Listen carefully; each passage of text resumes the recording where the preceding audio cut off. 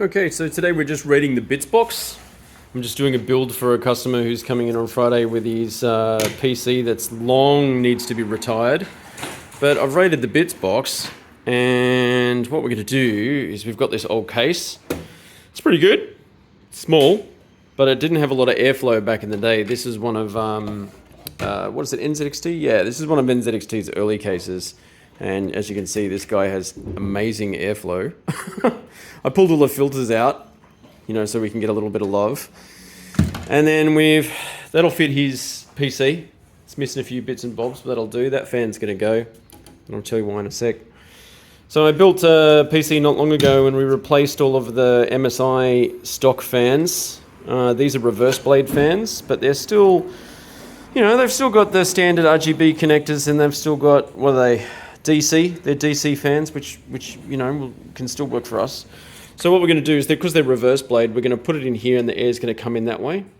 But then, ta-da! Found this old radiator. This is a Cooler Master one.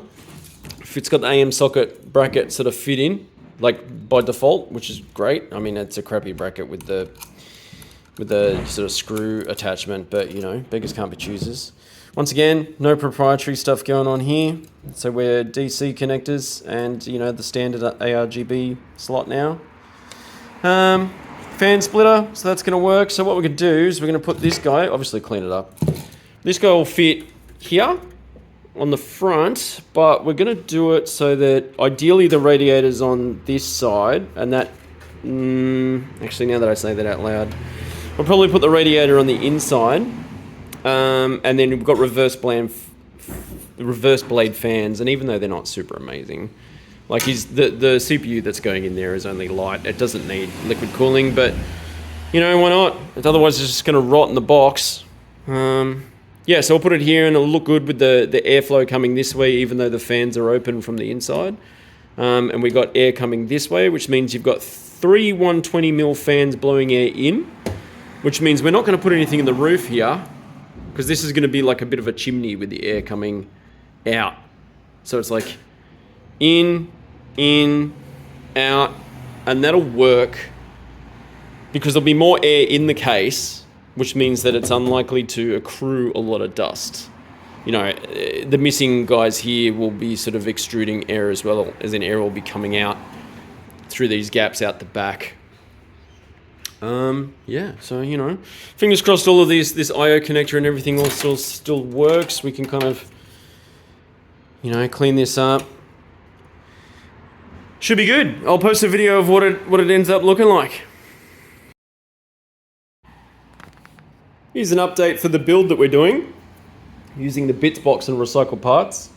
So my customers brought in the parts they want to use, like their old parts. So I figured it's actually a good opportunity to talk through them. Get this bloody hard drive cage out of here. So what we've got, he got a good deal actually. This is an OEM graphics card. I think it's a 2070.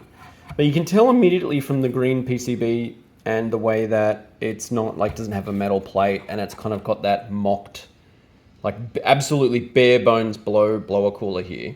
Feels really tinny. This must have been out of a corporate build or something. You got a good deal, so he didn't get ripped off, but it's a 2070. But these things are not made to last particularly well. And as you can see, all the parts are all the circuitry is all open, which means if this thing gets near the salt at all, or gets anywhere near any sort of moisture, it's not going to be long for this world. But you know what? If good price, good part, whatever. It looks pretty clean in there actually. So, blower design is going to be noisy. It's going to sound like an aircraft carrier. But, it is what it is. Now, the only thing that concerns me with this build is he's putting a 5700 non-X new chip. But the thing is here is that we're trying to recycle 2400 megahertz RAM, which means that, it's compatible, it will work, but this is going to really throttle that CPU. And considering his DDR4 RAM is pretty cheap at the moment, this should definitely be the next upgrade. It's 16 gigs, but it's just too slow. Then we've got an ocean of SSDs here. I don't know which one of these is the operating system, so we're just going to connect them all up and hope for the best. figure it out maybe when Windows boots and figure out which drive is actually the boot drive. I really don't want to be plugging in one at a time and figuring it out. We'll just connect them all up and see what happens. The other concern is this guy. Hopefully there's not a lot of data on here because, I mean, it's not too late. The date of manufacture, fortunately, is in plain English on this one. It's 2018, which, you know, it's 2024 now. So that this is hitting the 6-year-old mark. Unfortunately, these guys, you know, there's more metal in this screw than there is in a new M.2, which brings me to the other conclusion. This is a dead one. Which brings me to the other thing. Aside from the RAM upgrade, you should totally get an M.2. I mean, the thing about these, this is an old SATA one. It's got the 2 nooks out. But I haven't got a broken, maybe I do. Yeah, okay, so here's another dead.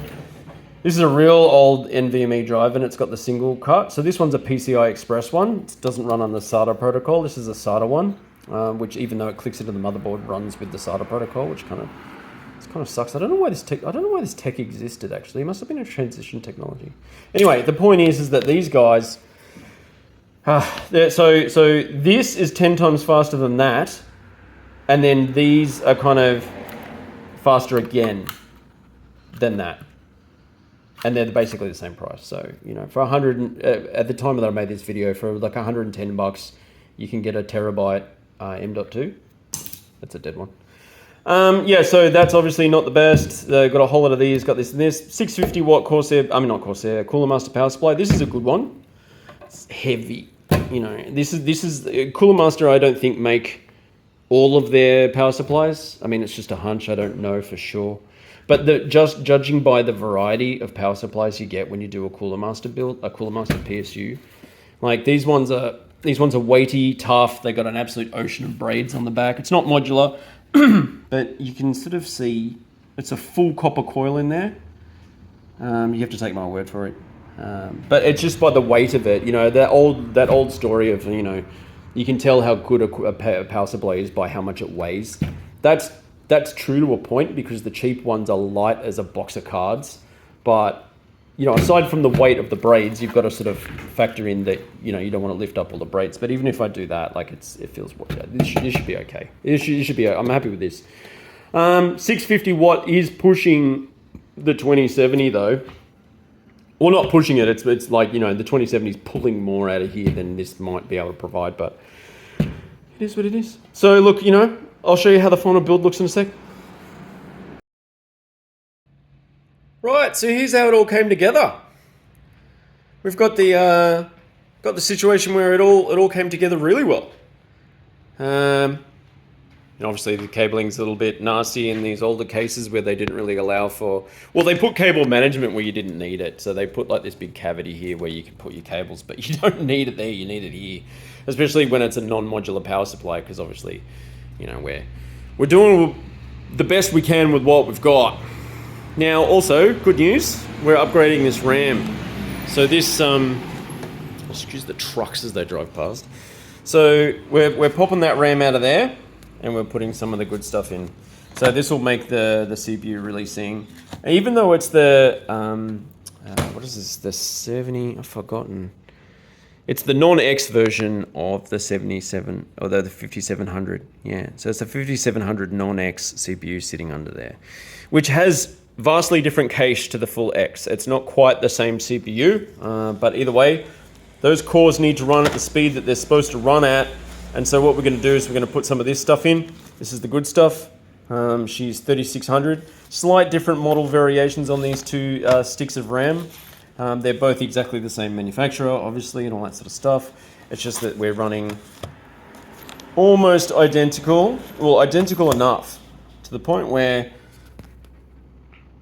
right, 3600, 8 gigs by 2, we're good. 1616, we're going to get 32, 1.35 volt. We've got the same 2242, the same latency of 18. You know, yeah, I mean, despite them being, you know, technically different sticks of RAM, they're, you know, they should run. And so long as we put them in the right slot, so for example, this kit goes in slot, you know, say for example 2 and 4, and this kit goes in slot, say, you know, 1 and 3, then, you know, we're good. I'm pretty sure the BIOS would forgive us for having slightly different stuff. So yeah, I'll just quickly end this video now and, you know, put it on, plug these guys in and then finish it off. Okay, so the RAM has forgiven us, not the RAM, the BIOS has forgiven our slight mix of RAM. We're all good. Everything's running nicely.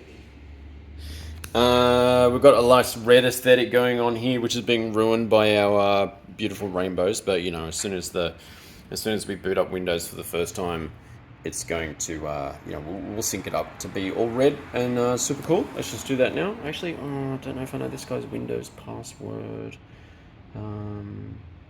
No, I'll have to wait till he comes back in.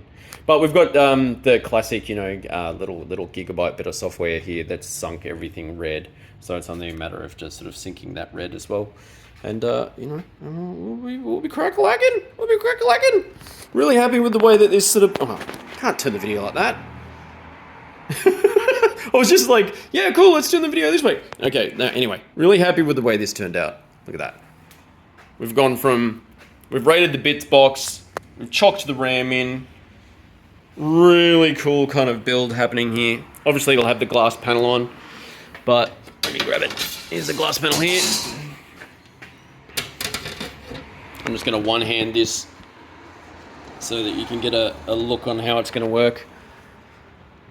Pretty. I do my videos with the glass panel off, though, because otherwise you see my beautiful reflection. Yeah, but you know, older style case doing its job. Really nice. Happy with the way this turned out. And while that truck drives past, Jesus, this guy is like totally over the moon with the way that this build turned out. One last look. All right, that's it, guys. See you later. And now, it's all red. Da-da-da-da. Red and black build with old retro case. Mixture of old and new parts.